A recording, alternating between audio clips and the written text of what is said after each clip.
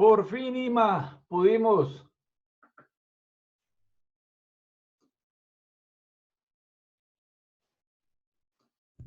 Hola, Ima, ¿cómo estás? Bien, ¿y tú cómo estás? Por fin pudimos. ¡Oh, lo logramos!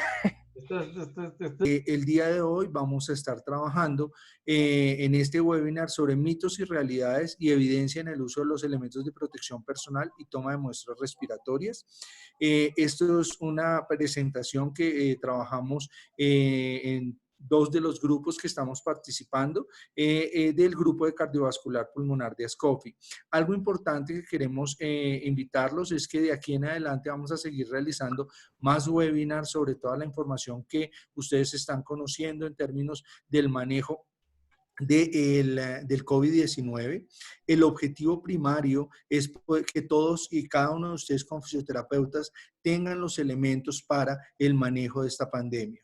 Me presento, mi nombre es Edgar Hernández, yo voy a estar cumpliendo el papel de moderador y participando en algunas de las actividades y vamos a tener dos invitadas. Invito a una de las conferencistas, Esther Wilches. Esther, buenas noches. Hola, buenas noches, bienvenidos todos y espero que en este rato podamos compartir experiencias y esclarecer algunos mitos basados pues en la evidencia reportada hasta la fecha. Y tenemos otra conferencista que es Carla Vera. Carla, ¿ya estás con nosotros? No, Edgar, aún no ha podido entrar. Listo. Vamos a iniciar mientras que Carla ingresa y vamos a trabajar sobre esta capacitación virtual. Uno de los puntos más importantes que tenemos ahorita dentro de la pandemia es que tengamos unificadas las estrategias y los manejos desde todo lo que es la agremiación en fisioterapia. Por eso las asociaciones ASCOFI, ASCOFAFI, COLFI y ACEFIT se han unido en el logo de Fisioterapia Colombia para trabajar en todo lo que es, la pandemia del COVID-19. Para esto, entonces, en esta capacitación, queremos saber exactamente qué vamos a manejar y qué queremos con la capacitación, Esther. A ver, la idea es con esta capacitación brindar instrucciones básicas para la adecuada recolección de las muestras respiratorias y los elementos de protección personal durante los procedimientos de generación de aerosol, que son los que, con los que los fisioterapeutas estamos más relacionados. Al interior del grupo hay un objetivo común y es revisar toda la evidencia disponible, todas las sugerencias que dan las guías de manejo de pacientes con COVID a la fecha, y son esas las orientaciones y las recomendaciones que nosotros estaremos dando a través de esta presentación. Y la idea es que más allá de nosotros decir, es que todos los que estamos en este momento conectados podamos preguntar, interactuar, expresar nuestras dudas, nuestras inquietudes, porque hay mucha información, pero no siempre toda la información que le llega a uno es la más precisa, es la más real. Entonces lo que queremos hoy es unificar conceptos, establecer lineamientos bien claros basados en una evidencia, basados en la evidencia. Digamos entonces que esta presentación tiene dos tópicos fundamentales, que son los elementos de protección personal, dependiendo del riesgo, y las técnicas de recolección de muestras respiratorias de personas con sospecha con enfermedad por coronavirus. Cada vez toma más importancia la adecuada realización de las muestras de hisopado, oro y nasofaríngeo. La idea es mostrar esos conceptos básicos necesarios que indispensablemente debemos tener bien claros para poder tomar una adecuada muestra de muestras respiratorias, pero sobre todo, cómo protegernos adecuadamente durante el procedimiento. El lema es hacerlo bien, pero también protegernos bien. Esther, algo de lo que hemos estado trabajando todo el tiempo y que hemos estado viendo dentro de las noticias a nivel nacional y a nivel internacional es que el personal de salud se puede afectar. ¿Se ha afectado el personal de salud en la pandemia, Esther? Y es importante, de acuerdo a esto que lo que tú estás hablando. Sí, señor. De hecho, ay, ¿cómo paso la siguiente? ¿No quiere? Eso. En esta diapositiva yo quiero mostrarles a ustedes el impacto del COVID-19 en el personal de salud. Identifiquen de todos esos trabajadores, ya en Latinoamérica se muestra, por ejemplo, los 745 contagiados en Argentina, ya un médico fallecido. En Colombia ya tenemos reportes. Conocemos que el contagio del médico de Cartagena, en Cali hay uno, y cuántos no, que nosotros no sabemos y no conocemos, y cuántos fisios tal vez que tampoco tenemos ideas porque no lo hemos reportado. Entonces yo creo que es importante que nosotros, fisioterapeutas profesionales de la primera línea de atención de estos pacientes, tomemos no solo la importancia que tiene ventilarlos, atenderlos en cuidado intensivo, rehabilitarlos después, sino la importancia grande que tiene protegernos nosotros para poder estar disponibles a seguir atendiéndolos a ellos. Entonces, todos nosotros estamos expuestos y la importancia es cómo hacemos lo que nos corresponde de la manera más acertada, pero sin descuidarnos en nuestra protección. Eso ha sido como un lema que hemos tenido desde que nos reunimos, darle la importancia no solamente a las guías de manejo, no solamente a las guías de oxigenoterapia y de ventilación mecánica, que definitivamente son un soporte enorme en toda esta pandemia del COVID-19, sino no negociar el uso adecuado de los elementos de protección personal. En ese sentido, Esther, uno de los puntos que más está en controversia en este momento a nivel nacional e internacional también son todo lo que es uso de elementos de protección personal. Algunos de los invitados de las personas que están en el webinar con nosotros esta noche estuvieron en la sesión pasada y uno de los puntos que más preguntaban, de acuerdo a lo que veníamos hablando, es cuáles son los parámetros de uso de los elementos de protección personal. Bueno, al respecto creo que no hay que desconocer los lineamientos de la Organización Mundial de la Salud, de la Organización Panamericana, en donde ya las directrices están bien establecidas y creo que todas las agremiaciones profesionales, infectología, cuidado crítico, siguen los lineamientos de la Organización Mundial de la Salud. Y la Organización Mundial de la Salud, ay, Edgar, no sé qué hice. ¿Cómo paso? La siguiente. ¿Ya? Eso. La Organización Mundial de la Salud establece, de acuerdo al nivel del cuidado, cuáles son los elementos de protección personal, y me permití subrayar en rojo, porque somos aquí, creo que donde nosotros actuamos como fisioterapeutas, en todos aquellos, dicen que no se escucha, Edgar. ¿Tú me escuchas, Edgar? Sí, yo te estoy escuchando. Si puedes hablar un poco más duro. Ya me acerco más. Devolvete al anterior, por favor. No, la anterior. Esa. No, la anterior. Estás adelantando, atrás. La siguiente. La siguiente. Es sospecha o casos... Se me devolvió. Esa no es. Esa es. Casos sospechosos o confirmados de COVID-19 que requieren los trabajadores de salud. Admisión con procedimientos que generan aerosol.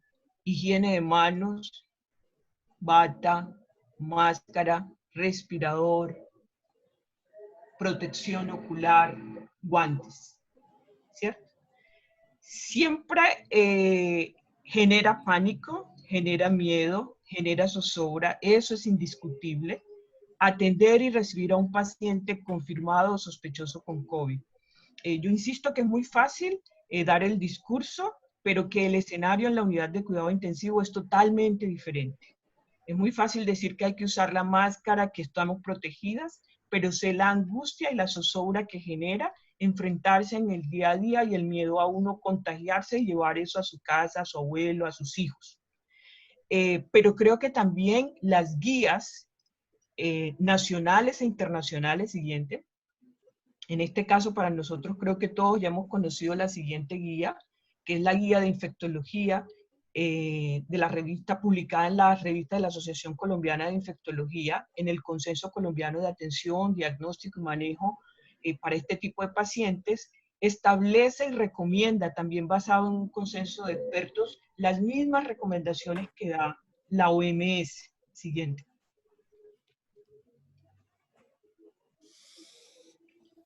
Y en esas recomendaciones, la guía es muy clara. Contacto directo con el paciente en procedimientos que generan aerosol, respirador N95, el visor, careta o gafas, bata manga larga antifluido, guantes no estériles, vestido de mayo debajo de la bata, opcional el gorro. Y en procedimientos con anestesia general y en los que utilizan dispositivos de alta velocidad. Y cuando estábamos preparando con Edgar la charla, decíamos, bueno, al final de cuentas, ¿cuál es el mensaje que debe uno transmitir? El mensaje es que las guías son muy claras con los elementos de protección personal, pero uno no puede decirles a ustedes si en la institución deciden que 1, que 2 o 3 pares, porque ya eso son decisiones institucionales, pero revisamos con toda la minucia del caso la guía de la OMS y en ningún momento, por ejemplo, dice de los 3 o de los 4 pares de guantes o de usar encima de la mascarilla N95 una mascarilla quirúrgica.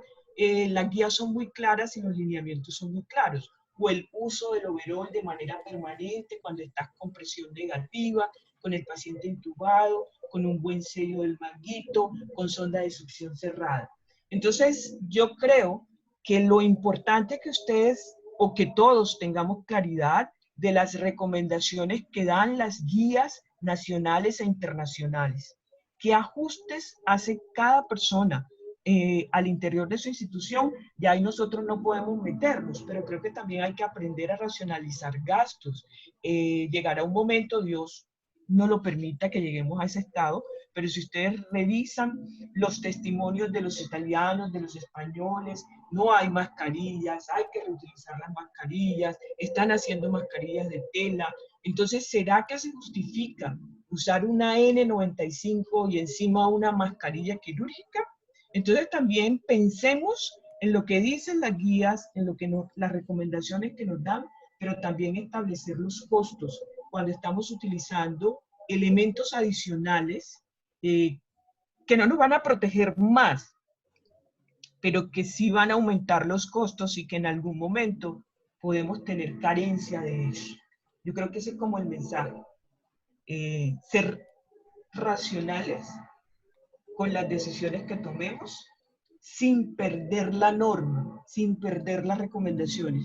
Yo soy de las que abandero el uso de todos los elementos de protección personal. Creo que con eso no se debe negociar. Que hoy sí mascarilla, que mañana no mascarilla, no. Los fisioterapeutas necesitamos para todos los procedimientos que nos aseguren los elementos de protección personal, pero tampoco podemos hacer abuso de los elementos de protección personal. Siguiente, Álvaro. Esta es la guía publicada recientemente por los gringos que están peor que nosotros en estos momentos. Y fíjense que también son muy claros en sus recomendaciones y que siguen las mismas directrices de la OMS. Guantes, bata, protección ocular, ¿cierto?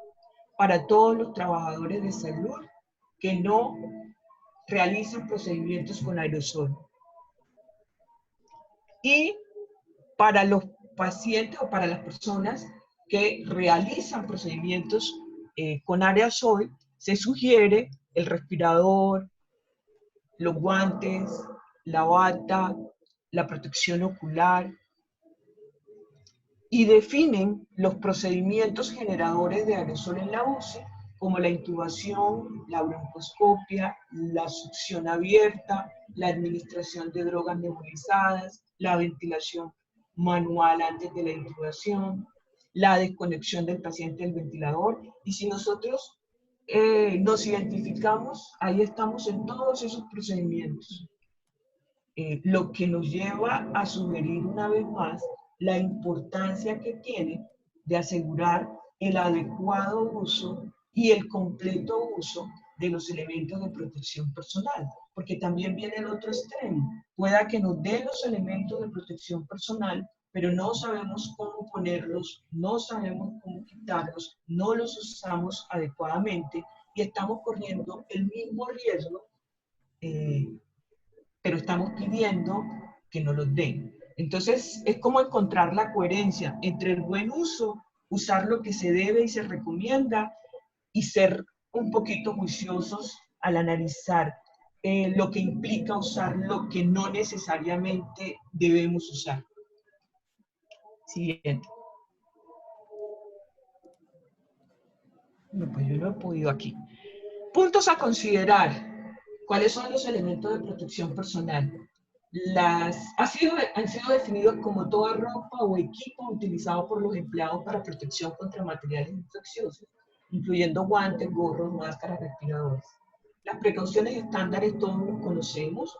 Los guantes, eso es de verdad ya decisión de protocolos institucionales, si se ponen uno, si se ponen dos, si se ponen tres, pero las guías sí recomiendan algunas cosas especiales con los guantes, que sean de nitrilo, que cubran hasta la manga de la bata, que si usted lo tiene roto, lo cambie, y al final de cuentas, cuando uno es minucioso revisando las guías, la protección no solamente está en ponerse los elementos, sino también en ser cuidadoso durante la intervención con el cuidado de los elementos de protección personal. Una máscara mal puesta, podés tenerla mejor, pero el riesgo es el mismo como si no lo tuvieses. Un guante roto o mal colocado, el riesgo también es inminente.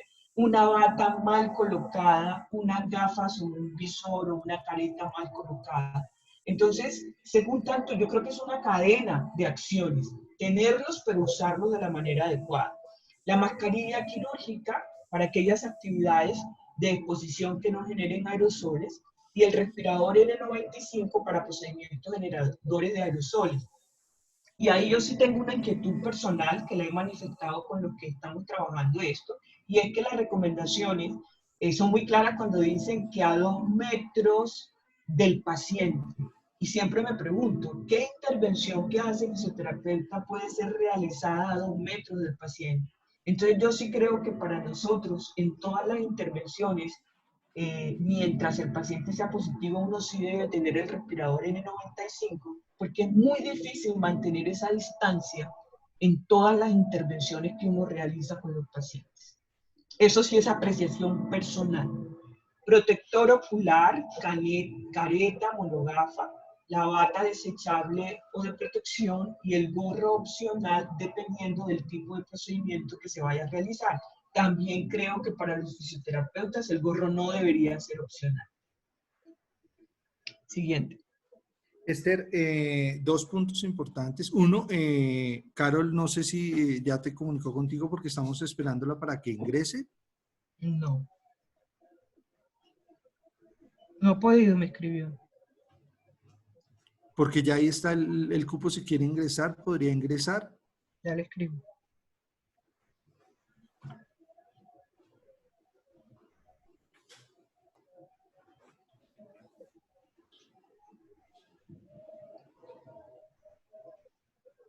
No, no quiere entrar. No puede. Bueno, continuemos entonces. ¿Qué precauciones se debería tener en términos del uso de los elementos de protección personal, Esther?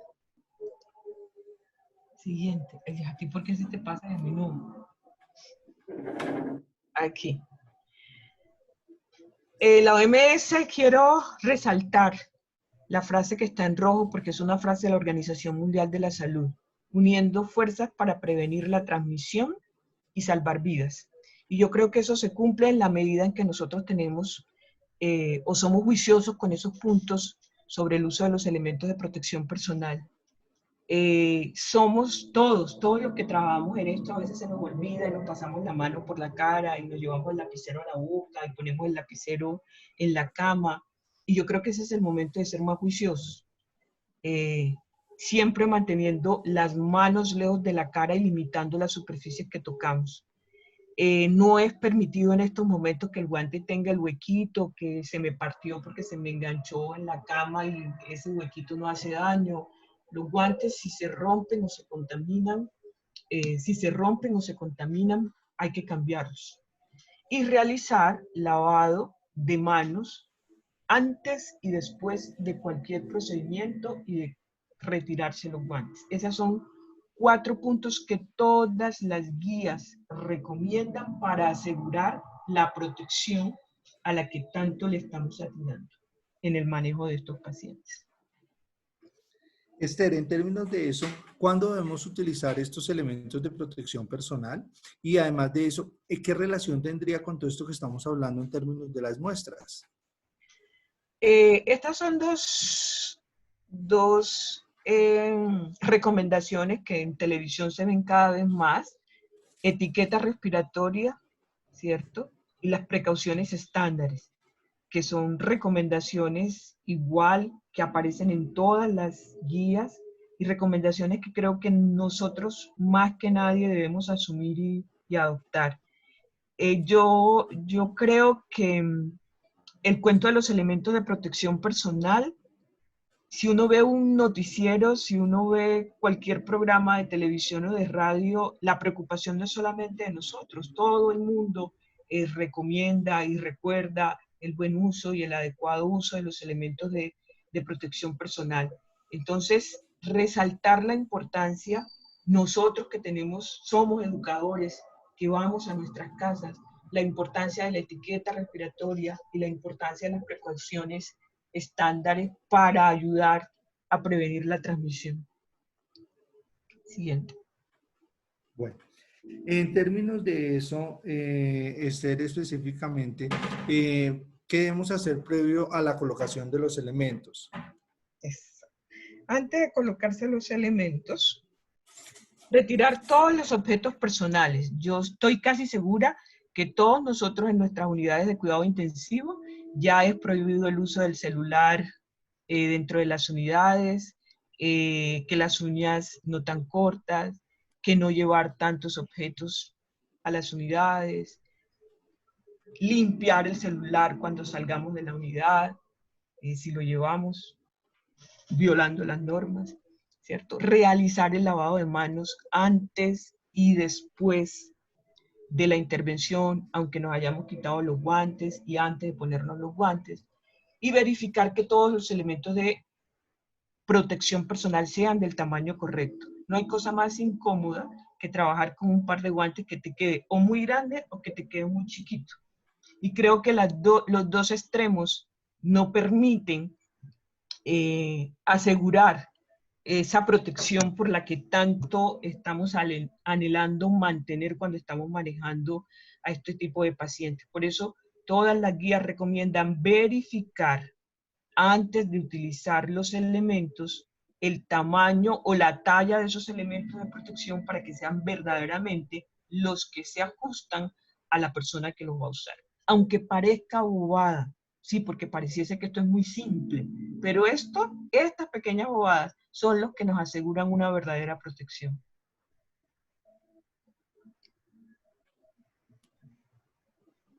Siguiente.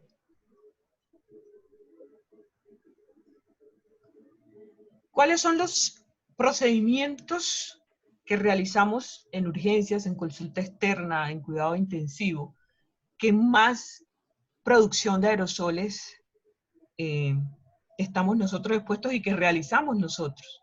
La intubación orotraqueal, la reanimación, la toma de muestras respiratorias, la terapia respiratoria, los pacientes traqueostomizados, la aspiración de secreciones y el contacto directo que tenemos personalmente cada uno de nosotros con los pacientes. Ayer yo lo discutía con Edgar el miedo que nos da el paciente intubado, pero yo decía, mira, a mí hasta me da más tranquilidad el paciente que está en una sala de presión negativa, que está intubado, que está sedado, relajado, con sonda de succión cerrada, al paciente que es positivo, está en una habitación sin presión negativa y está generando aerosoles cada vez que tose, cada vez que habla. A veces tendemos a minimizar ese tipo de pacientes porque creemos que el contagio está en la gravedad. Los dos tienen COVID-19. Que uno tiene SRA y el otro no lo tiene es otra cosa, pero los dos no pueden contagiar. Entonces no hay que subestimar al paciente que está sin soporte ventilatorio. Los dos pacientes tienen el mismo riesgo de contagiarlos y creo que el extubado tiene más para nosotros que el que está intubado. Esther, uno, te va a pedir que no te alejes tanto del micrófono porque en algunos momentos se me va la señal y creo que no nos escuchan. La siguiente pregunta es, en términos de todo esto y las dudas que tienen muchas personas es, ¿los guantes reemplazan el lavado de manos? Para nada, y eso también es claro en las guías. Los guantes no reemplazan el lavado de manos. El lavado de manos debe hacerse después de que se retiran los guantes y antes de colocarse los elementos de protección personal. El uso de las mascarillas, que también es totalmente... Esther, no te estamos escuchando. ¿Y ahora? ¿Ahora sí? Sí, pero se oye lejano. Bueno, ahora sí mi computador. No, pero esto estábamos escuchando muy bien. No sé qué pasó. ¿Y ahora? Y ahora sí. Ok. Las mascarillas. Todas las guías recomiendan N95, ¿cierto? Para todos los procedimientos que generan aerosol. Y existen mascarillas con válvula y sin válvula. Esther, ¿te fuiste otra vez? No, aquí estoy. No sé por qué. Espere.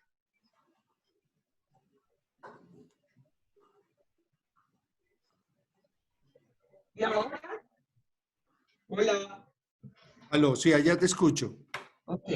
Entonces, mascarillas, las recomendadas en todas las guías, N95, y en el mercado hay con válvula y sin válvula de exhalación, ¿cierto? No dicen que una sea mejor que otra, solamente es claro que las N95 pues, protegen el 95% y son las recomendadas. No dicen las guías, hasta ayer que revisamos las guías, que encima de la N95 haya que usar una mascarilla quirúrgica. Sí son claras las guías cuando dicen que en procedimientos que generan aerosol debe usarse sin condición ninguna, sin negociación ninguna, un respirador N95. Eso sí es clarito. Para todos los procedimientos que generen aerosol, debemos usar la protección de la mascarilla o con la mascarilla N95. Y dentro de las recomendaciones son muy claras, verificar si la mascarilla verdaderamente funciona haciéndole el test de fuga. El test de fuga, pues, es muy clarito, no se debe percibir la fuga de aire ni hacia los ojos ni hacia las orejas. Y entonces usted se ajusta bien la mascarilla con ambas manos y sopla con fuerza dentro de la mascarilla. Y si es una mascarilla que no tiene ningún defecto, no debe salirse el aire. Eso sí lo recomiendan ellos, verificar siempre que la mascarilla verdaderamente esté buena, porque si no, no estaría cumpliendo su papel de protección. Siguiente.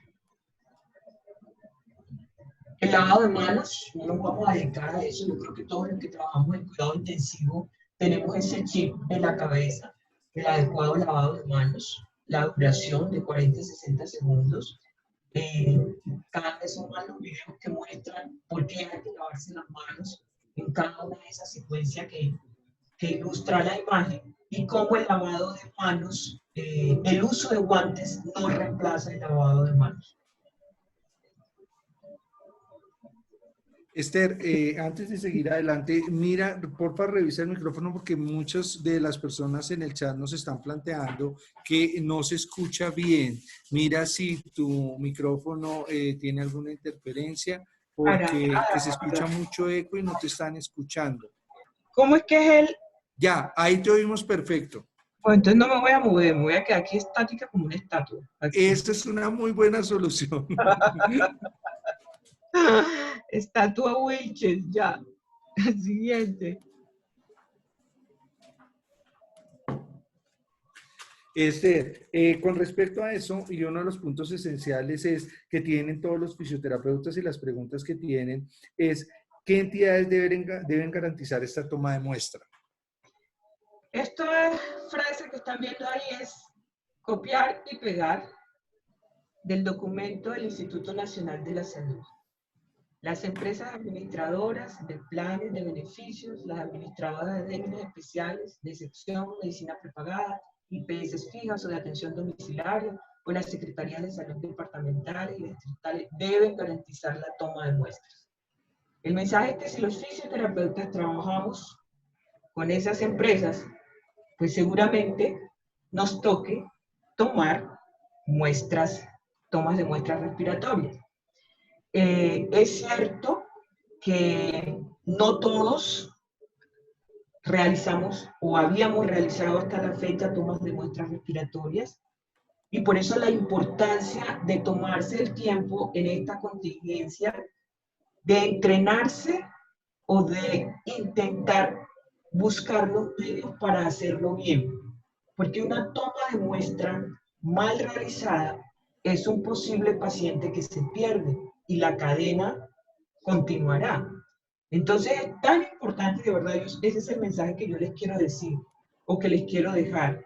A veces sobredimensionamos las acciones heroicas del cuidado intensivo, pero es tan valioso el fisioterapeuta que ventila y saca de un respirador como el fisioterapeuta que va hasta el domicilio y toma una adecuada muestra respiratoria que permite identificar a un paciente para que ese paciente pueda ser tratado oportunamente. Las dos acciones son tan valiosas, son tan válidas y necesitan conocimiento. Una no es más que otra. Por eso la intención de esta charla.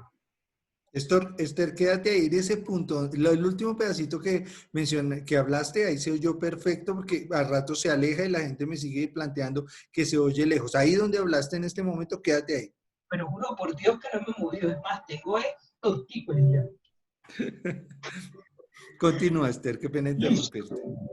Para ir a tomar esas tomas de muestra, yo me le quito el sombrero a los fisios que van hasta el domicilio a tomar las muestras, porque no es lo mismo tomar una muestra en cuidado intensivo con todos los elementos de protección en una habitación con presión negativa, con toda la parafernalia que todo el mundo anda en estos momentos, a ir hasta un domicilio en donde no siempre las condiciones son las mejores.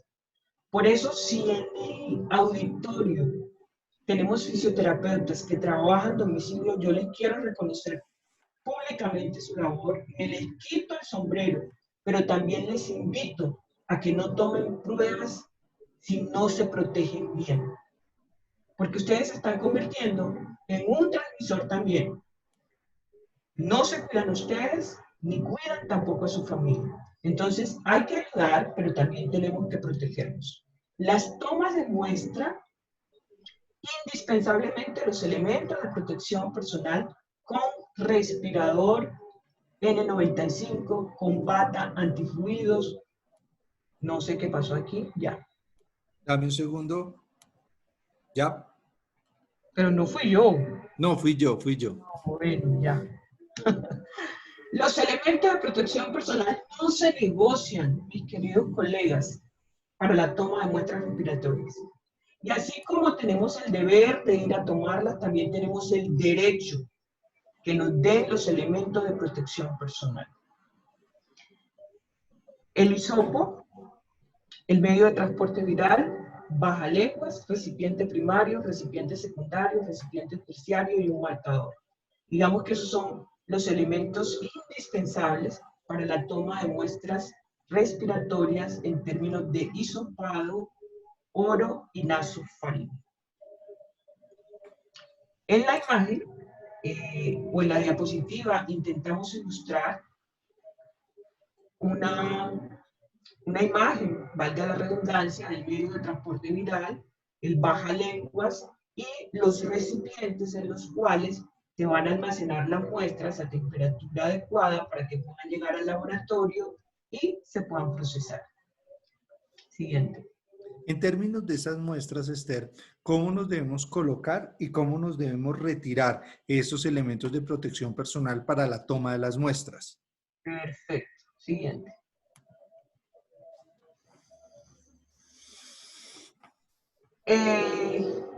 Las guías recomiendan la siguiente secuencia, Edgar. La primera cosa es diferente tomar la muestra en la casa del paciente, en el domicilio, en donde seguramente yo no voy a tener una antesala limpia, voy a tener que entrar a la habitación del paciente, en donde no todo va a estar limpio, y ya tocará al fisio intentar organizar un espacio que le permita, dentro de la habitación del paciente, mantener ciertas normas que sé que son difíciles, y repito, no es lo mismo el consultorio, no es lo mismo hospitalización, no es lo mismo cuidado intensivo que el domicilio. El guante, en primer lugar, realizarse el lavado de manos, eso es impajaritable. Revisar que el elemento o que los elementos estén completos, ¿cierto?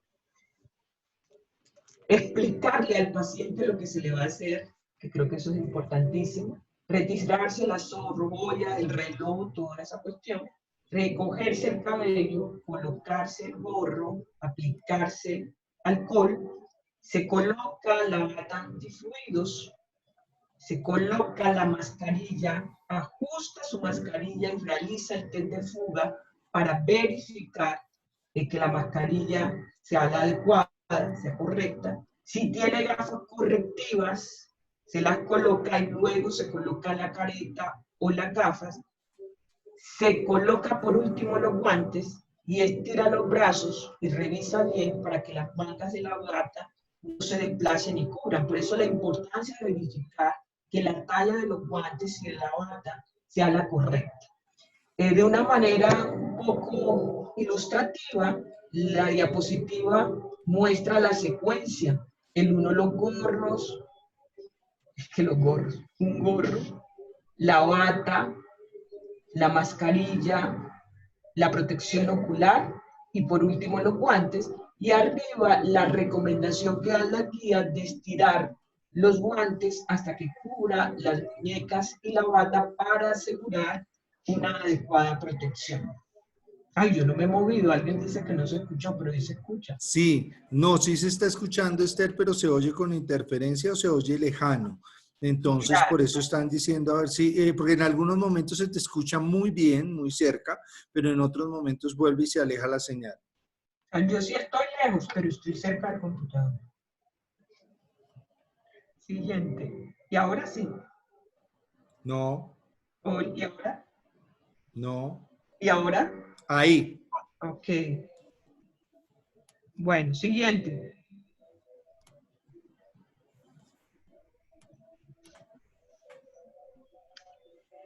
Para que se den cuenta que es necesario, la guía de la Asociación Colombiana de Infectología ilustra paso a paso la secuencia para ponerse el equipo de protección personal. Y créanme que si esto no fuese importante, yo no creo que las guías se tomaran el trabajo de ilustrar y definir y describir claramente la manera correcta de utilizar los elementos de protección personal. Entonces, no debemos ser frescos, digámoslo así, como diríamos en la costa, para la colocación de los elementos de protección personal, porque tenerlos no asegura que nos estamos protegiendo. Usarlos bien y adecuadamente es lo que asegura la protección. Siguiente.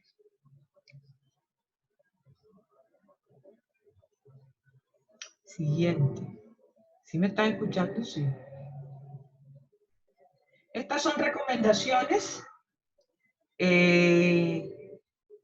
Si sus manos se contaminan durante... Ah, no, aquí ya se los está quitando. Aquí les están mostrando lo de cómo colocarse la mascarilla. Si se dan cuenta, primero los lazos inferiores y luego sujeta los lazos inferiores de la mascarilla y luego los que están en la parte superior y se los quita sin tocar el frente. ¿Y por qué esto es importante? Porque ahorita que veamos la toma de muestras, la mascarilla se contaminó. Si usted agarra la mascarilla por el frente de la mascarilla, usted también se está contaminando con lo que quedó impregnado en la mascarilla. Entonces es tan importante saber quitárselos o saber ponérselos como saber quitárselos para mantener la protección aún durante la retirada de los elementos. Siguiente, Edgar. ¿Y ahora se oye mejor? Sí, totalmente. Ok. ¿Cómo retirarse las mascarillas? Fíjense que aquí, las mascarillas no, los elementos de protección. Fíjense que se cambia la secuencia. Para colocarnos, lo último que nos colocábamos eran los guantes. Para quitárselos cambia la secuencia. Fíjense la forma, la ilustración que da la guía de la Asociación Colombiana de Infectología es muy clara en la manera en cómo se deben quitar los guantes. Y yo sé, miren, yo cuando estaba preparando la charla decía, seguramente mucha gente dirá, hay tanta cosa para hablar, nos van a enseñar hoy cómo es que nos vamos a quitar los guantes. Es que hoy saber quitarse los guantes marca la diferencia. Entonces no es tan sencillo decir hoy vamos a hablar de cómo quitarse los guantes. Es tomar conciencia que estamos realizando procedimientos en los que debemos ser muy cuidadosos y que una quitada inadecuada de los guantes puede romper con toda la cadena de protección con la que veníamos trabajando desde hace rato. Las gafas protectoras o la careta. Todo lo exterior de las gafas, de la careta, de la bata, está contaminado. Por eso, para quitárselas hay que tomar por la parte de la banda de la cabeza o de las piezas de la oreja, que es lo que menos contaminado está. En algunos lugares, yo no creo que sean muchos, las caretas se desechan. En los lugares en los que las caretas no se desechan, deben ser desinfectadas para un nuevo uso. No trabajo en el domicilio, no sé cómo harán las personas que trabajan en el domicilio y creo que los fisioterapeutas que trabajan en el domicilio deben establecer esas directrices. Si les dan careta, ¿dónde se desinfecta la careta en el domicilio? O si ustedes llevan el alcohol para desinfectar la careta en el domicilio, yo creo que eso deben definirlo bien claro. O si no les dan careta, pero les dan gafas, ¿cuál es la manera de desinfectar las gafas? Y si van a llevar hasta el domicilio. No, aquí estoy viendo una que dice que me dieron una N95 con filtro para todo el mes. Qué pesar. Y la parte delantera de la bata y de las mangas también están contaminadas. Por eso fíjense que las recomendaciones son muy claras. Tocar solamente el interior de la bata, pasarla por encima del cuello y de los hombros, voltear la bata al revés para que no tengamos ningún contacto con la parte delantera y con los brazos que ya están totalmente contaminados después del procedimiento. Para retirar la máscara o el respirador, la parte delantera, al igual que de la bata, al igual que la de la careta o la del visor, está totalmente contaminada. Y en todas las guías ustedes van a encontrar el no la toque en grande y en negrilla. Porque ahí está, ahí se resume todo. De nada sirve habértelo puesto bien, que la empresa te hubiera dado todo, si al retirártelo te estás contaminando por no realizar un adecuado procedimiento de retiro de los elementos de protección personal. La bata debe botarse en el recipiente de desechos. Yo no sé, cuando van al domicilio, si la echan en una bolsa roja y la llevan, si la desechan yo creo que esas son las cosas que hay que definir y tener bien claras en qué hacer con esos elementos de protección personal que en el domicilio, que yo no puedo reutilizar y que no se lo puedo dejar a la familia en el caneco de la basura de la casa y en el caneco del baño, pero que tampoco puedo andar con él a otro domicilio. Yo creo que ahí es donde hay que establecer esos puntos que las guías no refieren y que las guías no dan directrices de cómo hacer con los elementos de desecho en el domicilio. En el orden en el que se retiran, aquí están de una manera muy parecida a la anterior, las gafas, la bata, el gorro, los guantes y por último la mascarilla. Totalmente de acuerdo. Hay una colega que está diciendo que es un riesgo dejarlo en la casa y también un riesgo llevarlo del uno para el otro. Entonces, ¿cuál debe ser nuestra propuesta con eso? Siguiente.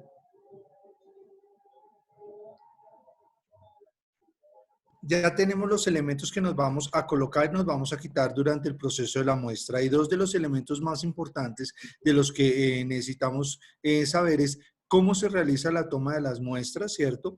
Y estamos hablando de muestras a nivel domiciliario, muestras a nivel de consulta externa, muestras a nivel de hospitalización y en cuidado intensivo.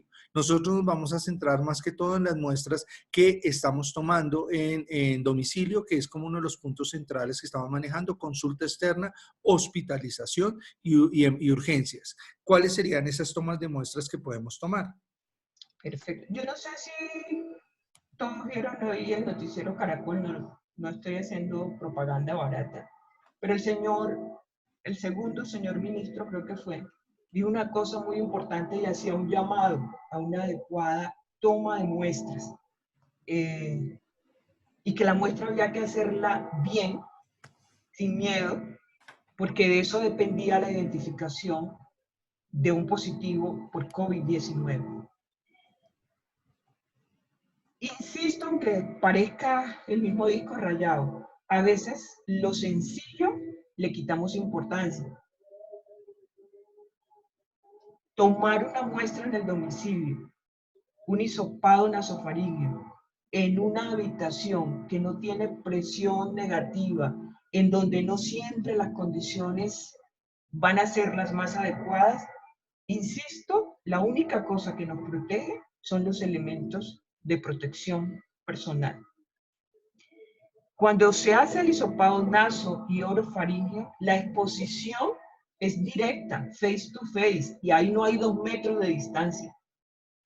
Yo no puedo hacer un hisopado nasofaríngeo o un hisopado orofaríngeo a 2 metros de distancia del paciente.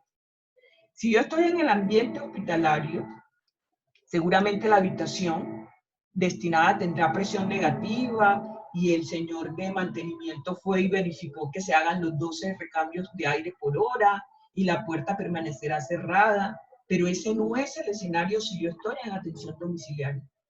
Por eso, a los colegas que trabajan en atención domiciliaria y que en estos momentos tienen la gran responsabilidad de realizar los hisopados en la casa, por lo menos asegúrense que en la habitación donde realizan el hisopado tenga estas condiciones básicas: individual, con baño, con ventilación natural, que la puerta de la habitación deba permanecer siempre cerrada y, sobre todo, que no haya tanta gente durante la realización del procedimiento.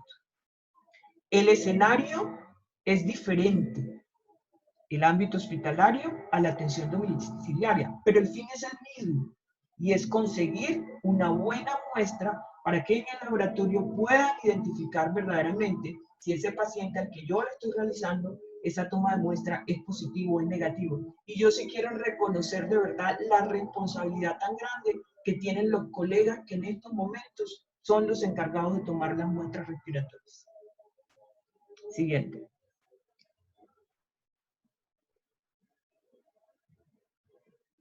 Siguiente. ¿No me escucha? El hisopado nasofaríngeo ¿cierto?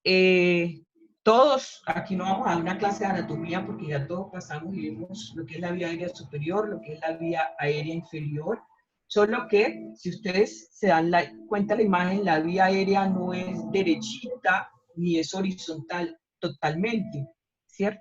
Entonces, por eso la sugerencia es, me voy a dedicar primero a la posición de la cabeza, que el paciente tenga una inclinación, ¿cierto? O en la posición sedente en un ángulo de 45 grados para poder facilitar la entrada del hisopo y llegar verdaderamente hasta donde se quiere, que es la nasofaringe, y usted pueda tomar una muestra tranquilamente y sin miedo. Para los que nunca lo han hecho, yo sé que introducir por primera vez el hisopo en una fosa nasal debe generar cierto temor, pero creo que la seguridad está en que si uno se acuerda de cómo es la vía aérea respiratoria, el palito va a pasar tranquilamente, ¿cierto? Y va a llegar hasta donde debe llegar, porque si usted no lo introduce hasta donde debe llegar, usted no está tomando una muestra adecuada para que sea procesada en el laboratorio. La primera cosa que sugieren las guías, y yo sé que los colegas todos lo saben mejor de lo que puede decirme esta diapositiva, es la identificación del paciente. Y se sugiere que sea lo primero que se haga antes de realizar el procedimiento para que después no contamines el bolígrafo con los guantes y marcarlo dentro de la habitación donde está realizando el procedimiento. Entonces, la sugerencia de las guías es etiquete la muestra con la información del paciente, nombre, apellido, número de identificación y fecha. Lo segundo, y no menos importante, es explicarle el procedimiento al paciente. Es un paciente que está con angustia, que está con miedo, que cree que es positivo, que tiene una cantidad de zozobra en su cabeza, ¿cierto? Y que tiene que ser incómodo que a uno le metan un palillo en la nariz. Pero creo que si a uno le explica al paciente la importancia que tiene la toma de muestras respiratorias, la colaboración y la realización del procedimiento será mucho más fácil. Las guías, sobre todo la de la OMS, solicita que al paciente se le pida al paciente que cubra la boca con un pañuelo o con una mascarilla, ¿cierto? Mientras se le realiza el procedimiento, porque si él tose o algo, se protege con la mascarilla. Lo tercero, colocarse los elementos de bioseguridad, y ahí yo pido disculpas porque hubo una equivocación, el 3 es el 2, primero me coloco los elementos de bioseguridad y después le explico al paciente cuando ya estoy vestida y protegida. Coloco al paciente en posición sedente en el ángulo de 45 grados, tal como se ilustra en la diapositiva, para facilitar la introducción del hisopo en una fosa nasal, y la profundidad es igual a la distancia desde la fosa nasal hasta la abertura externa de la oreja. Llegar, así como ustedes lo están viendo ahí en la diapositiva, asegurar esa profundidad es lo que permite a ciegas, porque es un procedimiento que usted hace a ciegas, asegurarse de que está llegando hasta la nasofaringe para tomar verdaderamente la muestra que necesitas. Se retira lentamente el hisopo, ¿cierto? Y algunos sugieren sacarlo rotarlo mientras lo tienes allá para asegurarte que el hisopo se está impregnando de la secreción, y después de rotarlo, retirarlo lentamente, ¿cierto? Con la muestra. Ese hisopo que ya trae la muestra debe colocarse en el vial de plástico que contiene el medio de transporte viral. Se introduce y se corta el resto del escobillón. ¿Por qué se corta el resto del escobillón? Para poder asegurar un cierre hermético de la muestra dentro del vial plástico. Ya tomada la muestra, viene el paso del retiro de los elementos de protección personal. Si estamos en el hospital, seguramente saldremos de la habitación y habrá un espacio donde nos los vamos a retirar. Si está en el domicilio, pues el retiro deberá realizarse dentro de la misma habitación del paciente donde se realizó la toma de muestra. Siguiente. El procedimiento es sencillo. En realidad creo que se demora uno más vistiéndose y quitándose la ropa los elementos de protección personal, perdón, la ropa no se la van a quitar, que introduciendo el hisopo en la fosa nasal. El hisopado orofaríngeo tiene una gran desventaja con respecto al nasofaríngeo, y es que yo aquí no le puedo pedir al paciente que se proteja la boca en caso de que tosa o en caso de que estornude o en cualquier caso que genere más producción de aerosol, porque la boca va a permanecer abierta. Se siguen los mismos pasos, se etiqueta la muestra, se colocan los elementos de protección, se le explica al paciente, la mayoría de las guías sugieren la misma posición en sedente en un ángulo de 45 grados y sugieren que para tener una visualización, digámoslo así, se le pide al paciente que saque la lengua y repite A, la letra A, ¿cierto? Con el bajalengua se sostiene la lengua para que no interfiera en la toma de la muestra.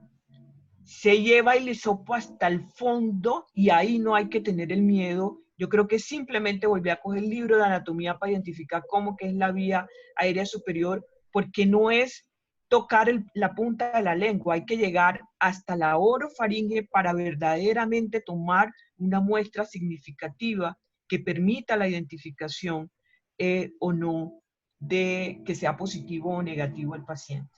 Se le frota de arriba hacia abajo en la parte posterior de las amígdalas para poder tomar verdaderamente una muestra adecuada. Y ahí esta mañana el señor decía, no les dé miedo llegar hasta allá, sean lo más, una palabra que a mí no me gustó, pero que él la dijo y la repito, sean agresivos a la hora de la muestra para asegurar una verdadera muestra de secreción cuando se tome el hisopado nasofaríngeo. Se saca el hisopo de la boca, debe colocarse en el vial, ¿cierto? Se colocan los dos hisopos, se pueden colocar. Se corta igualmente el resto del escobillón para permitir tapar el vial herméticamente bien cerradito, ¿cierto? Y las recomendaciones de todas las guías es no usar hisopos de madera. Se recomiendan los hisopos con punta sintética, ¿cierto? Por ejemplo, los de poliéster o los de dacrón, pero no se deben usar hisopos con alginato de calcio o hisopos de madera. Son recomendaciones estandarizadas en todas las guías que revisamos. Siguiente.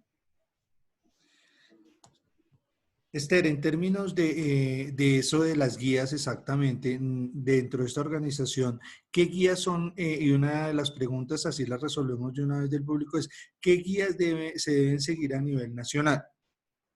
Pues yo creo que el Instituto Nacional de Salud es el que está liderando, ¿cierto? La Asociación Colombiana de Infectología no contradice para nada lo que dice la guía del Instituto Nacional de Salud. Uno se preocuparía si las guías se contradijeran o si una dijera una cosa y la otra dijera otra, pero juiciosamente hemos revisado las guías y todos tienen los mismos puntos en común y las mismas recomendaciones. Por ejemplo, la de la ANSIS soporta lo que dice la del Instituto Nacional de Salud. 2 muestras, hisopado, naso, orofaríngeo, y en los pacientes que están en ventilación mecánica, con trampa de Luken, el aspirado traqueal. En eso no hay ninguna discusión ni ningún punto discordante entre la guía del Instituto Nacional de Salud, la guía de la OMS y la guía de infectología. La guía de Intensive Care Medicine también dice lo mismo, nasofaríngeo, orofaríngeo, ¿cierto? Para el tracto superior y para el tracto inferior, en los pacientes que están en ventilación mecánica, con baja evidencia y una débil recomendación, los lavados broncoalveolares que la guía del Instituto Nacional de Salud recomienda en esos pacientes más el aspirado traqueal que uno hace con trampa de Luken que lavado broncoalveolar. Siguiente. Esta es como la recomendación que más se repite y más se repite, aunque ustedes no lo crean, y es la recomendación de la realización de estos procedimientos con los elementos de protección y de preferencia para una práctica segura o para una mejor práctica en habitaciones con presión negativa. Nosotros sabemos que esa no es nuestra realidad, ¿cierto? Y como sabemos que esa no es nuestra realidad, insistimos mucho en protegernos, en usar los elementos de protección personal de la manera adecuada. Y lo más interesante, cuando se revisan las guías, al final todas dan como la recomendación de los procesos de educación en el uso de los elementos de protección personal para asegurar, valga la redundancia, la seguridad de los trabajadores de salud, que no basta con entregarlos, que hay que educar a los profesionales en el correcto uso de los elementos de protección. Y todas las guías reportan la educación como el elemento más importante para asegurar la adherencia al buen uso de los elementos de protección personal durante todos los procedimientos que generen producción de aerosol. Siguiente. ¿Sí se escucha?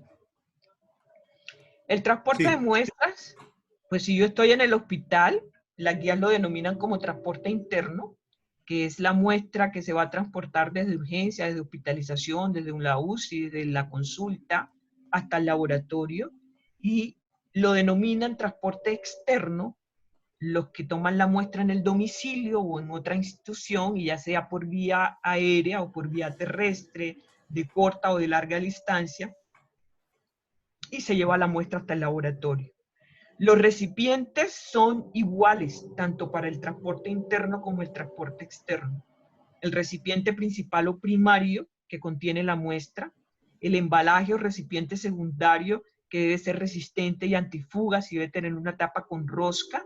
Algunas guías sugieren llenarlo con, o acomodarlo, digámoslo así, con papel, ¿cómo se llama? Esas toallas que uno utiliza para secarse las manos para asegurar que la muestra no se mueva, que el recipiente principal quede acomodadito y que en caso de que se bote algo, esas toallas absorban.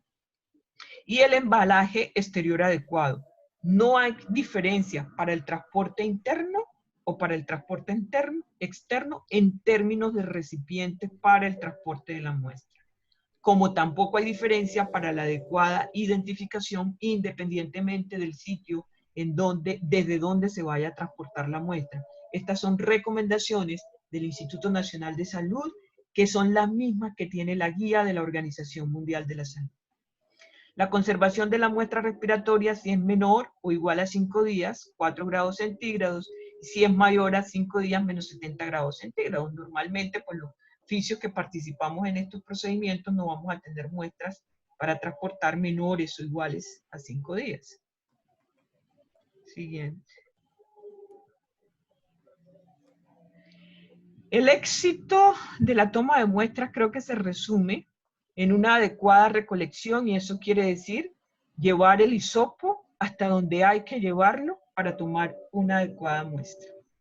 El tiempo y la conservación y el transporte de la muestra. Pero esas tres cosas no son menos importantes, siguiente, que el buen uso de los elementos de protección personal. Yo creo que esta diapositiva resume el objetivo de la charla. ¿Cómo me protejo durante la toma de muestras respiratorias? Pero también cómo lo hago adecuadamente. Son dos cosas totalmente importantes. Siguiente. Recordemos que como profesionales yo tengo el derecho a hacerlo, el deber de hacerlo bien, pero tengo el derecho a protegerme y a proteger a los otros. Nosotros somos contacto estrecho con los pacientes, somos profesionales de primera línea de atención. ¿Y cuándo me convierto yo en ese contacto estrecho? Cuando no utilizo respirador N95 durante la atención del caso confirmado de COVID-19 o en procedimientos que generen aerosoles. Cuando proporciona atención clínica, examen físico, obtención de muestras, intubación, aspirado a pacientes confirmados y no utilizo los elementos completos y adecuadamente. Y cuando estoy a menos de 2 metros por más de 15 minutos con un caso de COVID-19 o tuve contacto en la cara con material potencialmente infeccioso del COVID-19 y no utilizo los elementos de protección. Esto está bien claramente definido en la guía de infectología colombiana, en la guía de la OMS. Y si nosotros nos ponemos en el centro, en cada uno de los casos en los que yo me puedo convertir en contacto estrecho, están relacionados con el uso de los elementos de protección personal. No usarlos me convierte en contacto estrecho. Usarlos incompletos e inadecuadamente me convierte en contacto estrecho. Y tenerlos mal y permanecer por más de 2 metros, por más de 15 segundos, de 15 minutos, perdón, con un paciente también. Y vuelvo a una cosa que dije anteriormente. No conozco todavía la primera intervención de fisioterapia que pueda realizar a menos o a más de 2 metros, perdón, y por menos de 15 minutos.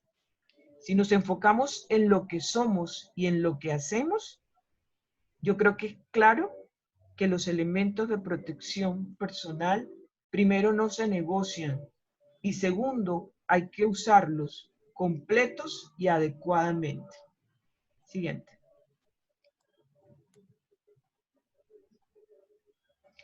Y creo que el cuento no se termina cuando acabo el paciente, cuando yo me protejo y tomo una buena muestra. Mi responsabilidad social, familiar, personal, termina cuando yo regreso a la casa y a la entrada de mi casa voy a tener las mismas precauciones de una manera diferente, pero también cuido a los que me están esperando en la casa. Coloque los equipos en un sitio diferente, retírese las ropas, las recomendaciones son que se lave independientemente, que usted se bañe como si estuviera bañando a la persona que más quiere, bien bañadito, antes de entrar en contacto con sus familiares. Y va a aparecer una imagen de una colega que lo mandó en el chat y que para mí resume lo responsable que debemos ser todos los que estamos en contacto con estos pacientes al llegar a casa. Siguiente. Siguiente. No salió la foto, Edgar. Ahí está. Yo felicito a la colega que nos mandó esta foto porque resume lo que hay que hacer. Fíjense cómo ella delimitó zona limpia, zona sucia, dónde se dejan los zapatos, dónde se deja todo, cómo me voy a desinfectar. Y si uno ve televisión le dicen que hay que hacerlo, que no entre con la misma ropa, porque somos los más expuestos. Estamos en contacto con esos pacientes. Y de verdad creo que si estamos insistiendo en tomar una adecuada toma de muestras, en protegernos, seríamos también poco responsables si no recalcamos que también tenemos que proteger a los que nos esperan en la casa. Entonces es tan importante protegernos cuando estamos tomando la muestra como proteger a los que nos esperan en cada uno de nuestros hogares. Siguiente. Ese es el final. 3 preguntas. A nadie le gustan las preguntas, pero bueno. Dijimos que íbamos a hacer 3 preguntas a ver si había quedado algo de la charla.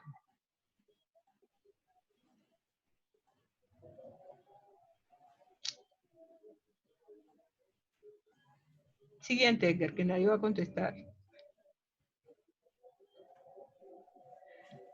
Recomendación de la Organización Mundial y de la Organización Panamericana. El uso de equipos de protección personal por los trabajadores de salud requieren una evaluación del riesgo relacionado con actividades con la asistencia sanitaria. Y nosotros los fisios estamos en todos aquellos procedimientos que generan aerosol. Y esa frase de la Organización Mundial de Salud, con ella quiero terminar. Uniendo fuerzas para prevenir la transmisión y salvar vidas. Y de verdad, de corazón, le digo a los fisios que están trabajando hoy en el domicilio, es tan importante la labor de ustedes como es tan importante la labor del que está cuidando en cuidado intensivo. De las dos maneras se salvan vidas. Y de las dos maneras, en los dos escenarios, hay que protegernos para poder seguir salvando vidas. Siguiente. Ahí están los documentos y herramientas de orientación en las cuales nos fundamentamos nosotros para poder transmitir toda esa información en este webinar de hoy. Listo. Esther, vamos a dar paso ahora a las preguntas que salieron del grupo. Entonces, para eso yo voy a tomar las preguntas que salieron en el chat. Voy a empezar a trabajarlas de acuerdo a lo que ellos nos fueron haciendo y la idea es que las podamos ir resolviendo de manera progresiva. Entonces, yo me voy a volver en el chat.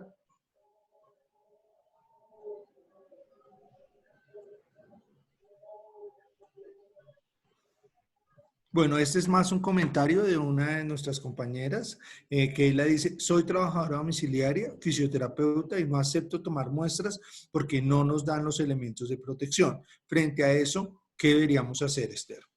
Yo la felicito, porque la primera cosa es protegerse de ella. Y lo dije al inicio, es cierto que si trabajo en una empresa yo tengo el deber de realizar el procedimiento, pero también tengo el derecho de proteger. Y yo creo que de verdad en eso uno no debe negociar.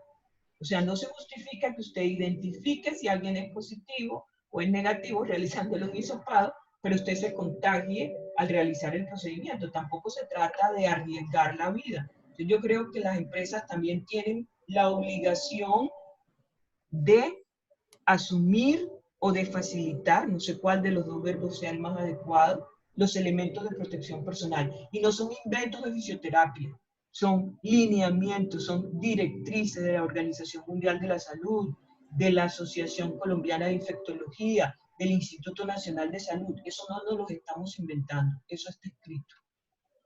Bueno, y aquí creo voy que a la hacer... segunda diapositiva es muy diciente de cuántos profesionales de salud se han contagiado y cuántos se han muerto. Bueno, aquí algo a lo que tú estabas planteando, que cómo se manejaba en domicilio. Dos de los compañeros que manejan domicilios, Angie y Andrés, nos responden. Realizamos muestras en domicilio y llevamos la bolsa donde se va a colocar la bata de caucho y las gafas se desinfectan antes de colocar en la bolsa. Y en el otro domicilio volvemos a desinfectar con alcohol. Eso nos dice Angie. Y Andrés nos dice... Cuando se hacen las pruebas, a domicilio se lleva una bolsa roja. En un punto distante, me despojo de todos mis elementos, se dejan en la bolsa roja. La máscara se guarda en una bolsa verde, aparte de los otros elementos. Ese es el protocolo que usamos. Es un concepto personal, pero así no se contamina. Y hago una pregunta, si tienen otro domicilio, y lo hago de verdad bajo la ignorancia, si tienen otro domicilio, ¿llevan la bolsa al otro domicilio o dejan la bolsa en la habitación, en la casa donde hicieron la toma? Voy a mirar si Angie o Andrés nos respondieron. Claro, se lleva la bolsa, contesta Carmen. ¿Y ahí no les parece eso peligroso? De verdad lo digo bajo la ignorancia total. Cargar con una, porque la bolsa, igual, si el bicho está, el bicho va dentro de la bolsa. No Sí, sé. pero tres personas que están en el grupo plantean que sí, se lleva la bolsa al siguiente domicilio y que es claro, ¿cierto?, que eso es un riesgo alto y que puede existir contaminación directa. ¿Y qué se podría proponer para mejorar eso?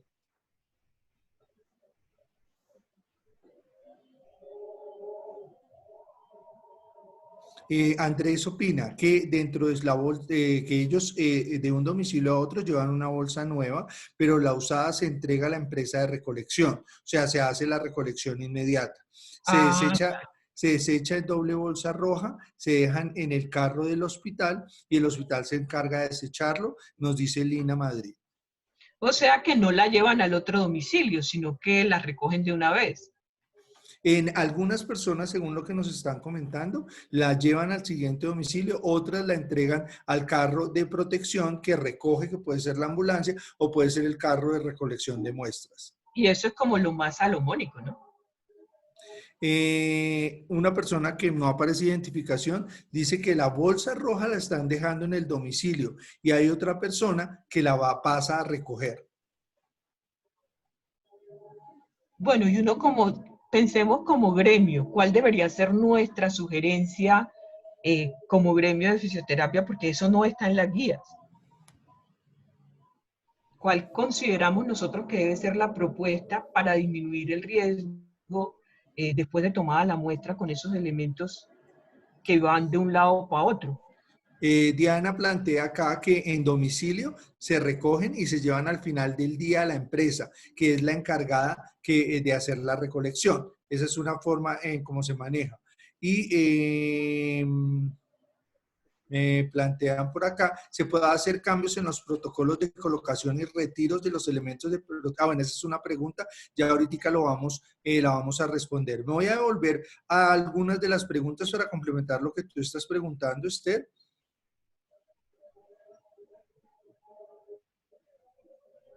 ¿En qué casos la bata que se está utilizando entre domicilio y domicilio es reutilizable? Según la guía, nunca.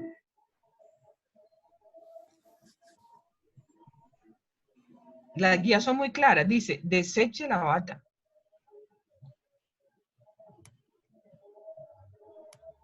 Y es más, son tan claras porque dicen, todo el frente está contaminado. Y le enseñan cómo quitársela justamente para que no haya contaminación. Entonces, si ya le están diciendo a uno que está contaminada, que tenga cuidado al retirársela, ¿cómo digo yo que la voy a volver a reutilizar? Sí, aquí Andrés plantea, para cada prueba se debe tener todo nuevo y lo importante es que cada empresa debe tener su contrato de recolección de residuos, complementando la pregunta anterior. Sí, así es cierto, eso lo dicen las guías. Además, miren el peligro. Cuando usted está eh, reutilizando una bata, usted se está poniendo usted mismo sobre su ropa en el domicilio, una cosa que ya está contaminada. Y después te vas para tu casa con esa misma ropa. Exacto, Esther. Bueno, aquí hay otra pregunta que nos hace Carmen en términos se escucha que se debe hacer un raspado cuando se hace el hisopado. ¿Qué tan cierto es esto, Esther? La verdad, en lo que yo he revisado y las pocas veces que he hecho un hisopado, nunca he hecho raspado. Yo meto el hisopo, hago el giro, me mantengo ahí para que el algodoncito se impregne y retiro, pero nunca he hecho raspado y honestamente en lo que he revisado últimamente para preparar esta charla, en ninguna recomienda y las invito a que la lean, por eso trajimos los documentos y las herramientas para que ustedes profundicen más en el tema, en ninguna habla de raspado. Aquí hacen otra pregunta. Si cuando hablamos de la muestra oro y naso, si se deben tomar ambas muestras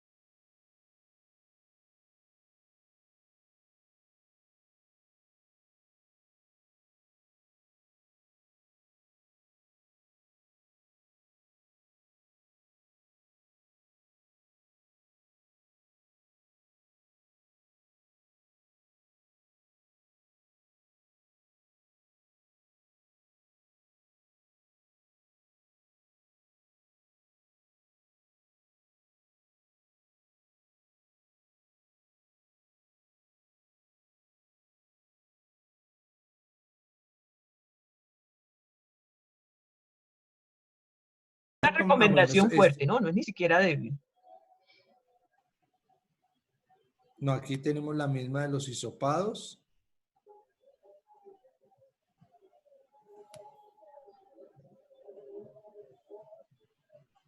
Aquí comentarios con respecto a los transportadores que ya habíamos hablado. Aquí otra pregunta. ¿Las mascarillas con filtro de carbono activado también se pueden utilizar? Pues yo no sé si esas tienen la protección que tienen las N95, soy honesta. Si uno revisa las guías, todas dicen N95. No sé, honestamente no sé si las de carbón activado te dan la protección del 95% que te dan las mascarillas N95. Pues realmente, y lo que podemos decirle de acuerdo a la revisión completa que hicimos en evidencia y de acuerdo a las guías que se están manejando, son las N95. No se refiere las de carbón activado como preferentes sobre las N95. Por eso Edgar y yo quisimos llamarla la charla Mitos, Realidades y Evidencias, y quiero transmitir ese mensaje. Aquí no está la apreciación de Esther, ni la apreciación del grupo, ni la apreciación de ninguno de los que están colaborando con esto. Quisimos traer lo que dicen las guías, las nacionales, las internacionales. ¿Qué decisión toman cada uno en su institución? Yo espero que sean decisiones fundamentadas en las recomendaciones de las guías, pero ya esa es decisión de cada institución. Ojalá sean de verdad fundamentadas en las guías y no en costos. Bueno, aquí hay otra pregunta que es muy importante, lo comentamos en el webinar pasado, pero es importante que lo hablemos acá. ¿Las terapeutas en gestación pueden tomar muestras? ¿Qué cuidados especiales se deben tener? Pues si yo estuviera embarazada, yo no las tomaría. Pero honestamente, yo creo que los embarazados están como personas de riesgo. Sí, por eso lo decía que lo tocamos en el grupo anterior. Es una de las poblaciones riesgo que vamos a tener. Sí, son de riesgo. Y la verdad, y si no fueran de riesgo, si yo estuviera embarazada, yo no me acercaba a esto porque es que esto es peligroso. O sea, no estamos tratando con cualquier virus, estamos tratando con un virus que no tiene vacuna, que ha matado a miles, y que todos sabemos la manera como nos contagiamos. O sea, es que no es bobada. Si yo estuviera embarazada, ni si no me dijeran que era de riesgo, yo lo haría. Las guías no nos lo refieren y eso es claro, no está referido en términos de eso, pero nosotros lo hablábamos en términos de las guías de la CDC en el webinar anterior, que la mujer en gestación va a tener el riesgo incrementado porque todos los cambios que tienen embarazo pueden hacer que la infección, ¿cierto?, el contagio pueda ser mayor. Entonces se recomienda que la mujer embarazada, en caso de que esté una persona contagiada, no esté en proximidad a. Y en este caso estamos hablando de una proximidad en términos, así tenga todos los elementos de protección, va a tener un riesgo mayor. Totalmente de acuerdo. Bueno, Esther, aquí hay otra pregunta en términos del aspirado. ¿En qué casos específicos debería utilizarse el aspirado? Pues es que si uno se apega a la guía, si nosotros nos estamos pegando a las guías, miren lo que dice la ASIN. Se recomienda la realización a muestras de aspirado traqueal o hisopado nasofaríngeo o hisopado orofaríngeo. Si usted se va para la otra, también dice muy claro. Tracto superior, nasofaríngeo u orofaríngeo. Yo creo que con la evidencia uno no debe pelear. Y por eso quisimos traer la evidencia. Bueno, aquí hay otra pregunta en términos de la muestra naso. Al realizar la muestra naso, ¿cuánto tiempo se debe dejar el hisopo dentro de la fosa para que absorba el fluido? Pues en realidad, y le soy honesta, no te dicen ni 5, ni 4, ni 3 minutos, porque primero uno sabe que eso es incómodo, ¿no? Lo que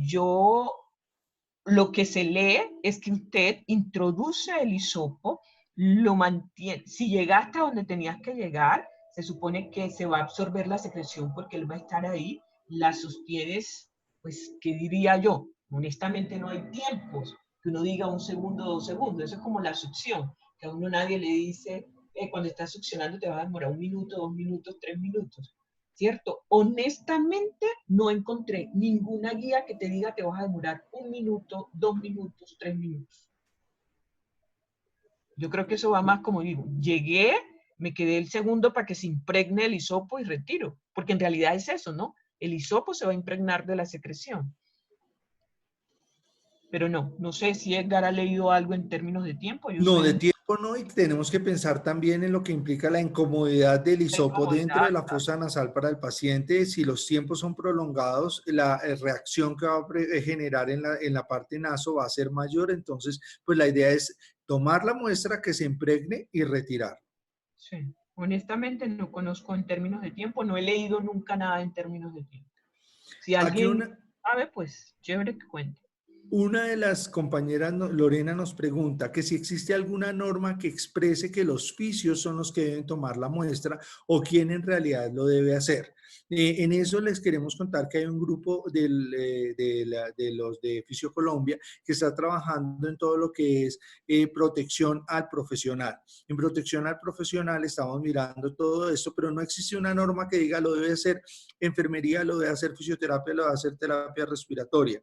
La norma, como lo leía Esther, dice la IPS y la EPS debe ser el encargado de las tomas de muestras y ellos contratan a las personas de la toma. Esther.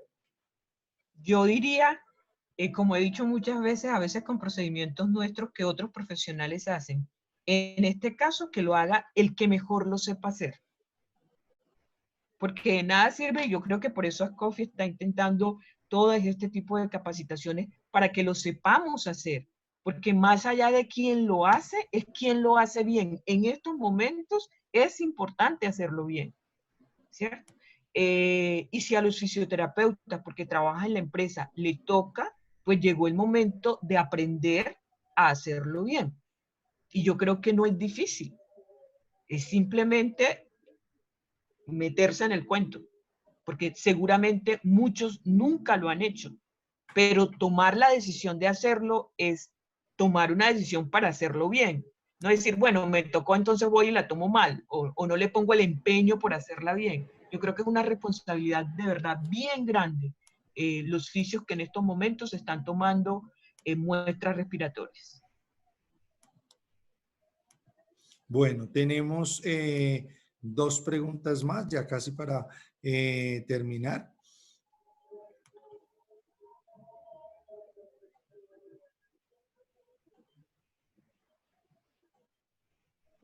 En la clínica toca, que refiere a uno de las personas que está identificado con el celular, en la clínica se toman las 2 pruebas, el hisopado y el aspirado. ¿Es necesario o solo con una sería suficiente?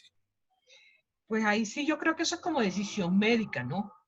Si usted se pega a la guía es clara. Y es clara cuando dice que si es hisopado se toman las 2 y se mandan el mismo vial, ¿cierto? Ahora, ya si el médico pide un aspirado, me imagino que él tendrá una justificación que no soy yo quien para decir si es buena o es mala. Y si usted me pregunta a mí, Esther, ¿qué dicen las guías? Yo le respondo lo que dicen las guías con una recomendación fuerte. Muestra aspirado traqueal o hisopado naso u orofaringo, ¿cierto? Pero, insisto, cada institución, cada comité es libre de acomodar la norma, de poner una cosa o poner otra. No es lo ideal si ya expertos, si ya hay lineamientos internacionales que se han tomado el trabajo de emitir conceptos para que tengamos una mejor práctica basada en la evidencia. Pero ante ese tipo de situaciones yo no soy quien para decir si un médico manda que le hagas el aspirado, no se lo hagas. Ahí es donde creo que el fisio, teniendo el conocimiento, teniendo la guía, puede establecer una comunicación y preguntar por qué si la guía, y eso es lo que es interdisciplinaridad. Doctor, ¿por qué el naso, si yo aquí tengo la guía de la ASIN que dice esto y tengo la otra que dice esto, y a lo mejor él te pueda dar una explicación que justifique esa decisión, pero yo no podría decirte que él lo está haciendo bien o mal. No sé qué Esther, en piensas. términos de habilitación, nos preguntan acá para toma de muestras. Si ellos tienen un consultorio donde solo está habilitado el servicio de fisioterapia, ¿qué se necesita para la toma de muestras en términos de habilitación? Pues honestamente no sé, no me sé esa norma, pero yo me pregunto leyendo la guía, si yo voy a tomar una muestra respiratoria en mi consultorio y yo no tengo presión negativa y no tengo un espacio de una habitación individual, con baño, con ventilación natural, o sea, las condiciones que yo les mostré anteriormente, yo no tomaría una muestra respiratoria. Y menos en este caso, o sea, es que no estamos hablando de cualquier muestra, yo insisto. Este caso es diferente, estamos hablando de un bicho que está matando a la humanidad y nos tiene a todos encerrados. O sea, no es cualquier cosita. Si fuera cualquier cosita, les aseguro que no estaríamos 100 personas escuchando esto. Pero es que este está matando a mucha gente. Y a tu consultorio van a ir, me imagino, otras personas que no están enfermas. Entonces, yo me imagino que la norma te va a pedir que tengas presión negativa o las condiciones mínimas de una habitación aislada, con puerta cerrada, para poder hacer ese procedimiento en consultorio particular, ¿no? Estamos hablando de consultorios particulares. No Bueno, sé, aquí hay otra pregunta en términos de las muestras. Se dice, la recomendación es tomar 2 muestras, una para el panel viral y otra para descartar el COVID. ¿Se deben tomar las 2 y se deben colocar en viales diferentes teniendo en cuenta que van a laboratorios distintos? en la guía dice que se colocan en el mismo. Busca lo que ahí está, en la guía.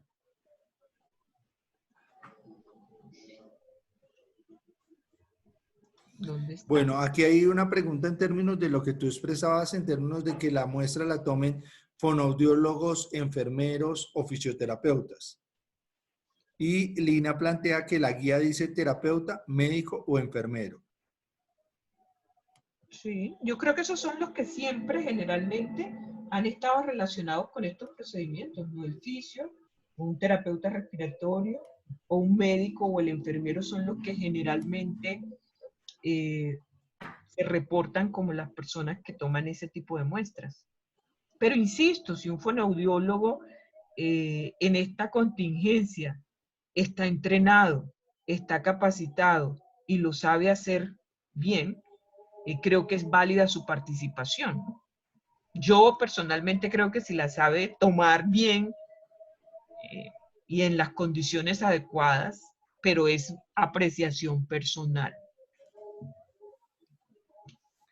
Bueno, creo que con eso resolvemos la pregunta de la mayoría de las preguntas de los asistentes al webinar. Una pregunta que me hacen es si el webinar queda en acceso para las personas que llegaron a la sala un poco tarde. Sí, los webinars van a quedar grabados y se van a colgar en la página de Fisioterapia Colombia en términos de las asociaciones, ASCOFI, ASCOFAFI, Colfi, ACEFIT, van a quedar colgadas las presentaciones, tanto de este webinar como los otros que hemos manejado en términos de qué conceptos debemos tener en cuenta del COVID-19.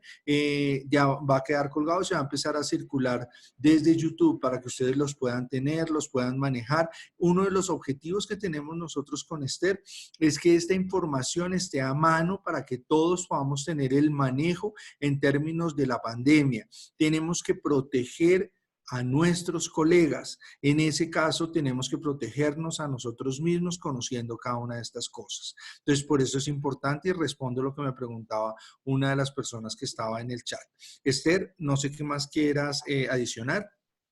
Yo insisto en reconocer la labor grande que están haciendo nuestros colegas que trabajan en domicilio, exponiéndose más que cualquiera de los que trabajamos en cuidado intensivo, con pocos recursos muchas veces,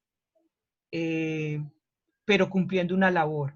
Y creo que es tan responsable o es tan, no encuentro de verdad la palabra, como los que trabajan en cuidado intensivo, los que trabajamos en hospitalización. La protección no es de escenarios, la protección es en cualquier lugar en donde estemos expuestos y estemos en contacto con los pacientes. No es la protección para el de cuidado intensivo y es poca la protección para el que va a la casa. La protección tiene que ser igual, adecuada para todos los fisioterapeutas que en estos momentos tengamos contacto, exposición con pacientes con COVID-19, porque todos nuestros procedimientos, la mayoría, producen generación de aerosol. Entonces, no escatimemos esfuerzos y no negociemos el uso de los elementos de protección personal. Es un deber atender, pero es un derecho protegernos. Bueno, aquí nos hacen una última pregunta antes de salir, Esther, y es sobre los consentimientos informados. Es importante que, les digo yo como epidemiólogo, que desde la norma, todo procedimiento realizado se debe realizar con un consentimiento informado. Entonces, las guías y protocolos lo están mandando en este momento que debe ser realizado. Esther. Totalmente de acuerdo, además porque todo procedimiento, por muy simple, por muy inofensivo que parezca, puede tener un riesgo. Usted le puede meter el hisopo y el señor tiene, usted no sabe si le está tomando aspirina, si está anticoagulado, sangra, todo puede suceder. Y uno tiene que protegerse en ese sentido también. Entonces, no subestimemos nunca ningún procedimiento de lo que hacemos, por muy sencillo y por muy simple que parezca. Por muy sencillo, por muy simple, siempre va a existir un riesgo. Entonces es una forma también de protegernos. Firme el consentimiento informado.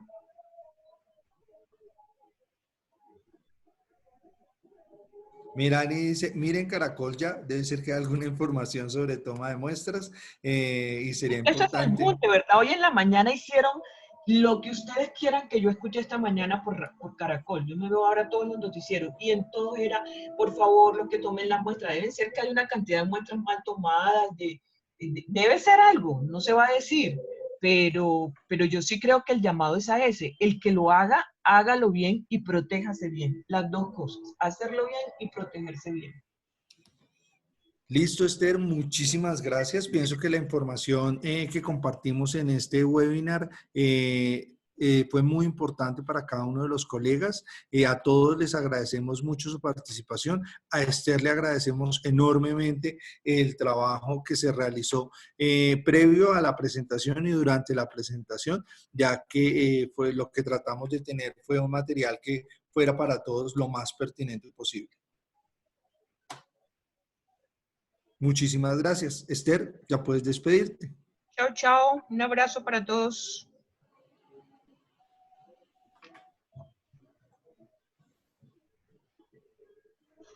¿Cómo salgo, Edgar? Esther, lo tienes que... Ahí a un lado dice salir. Ya lo vi, ya lo vi.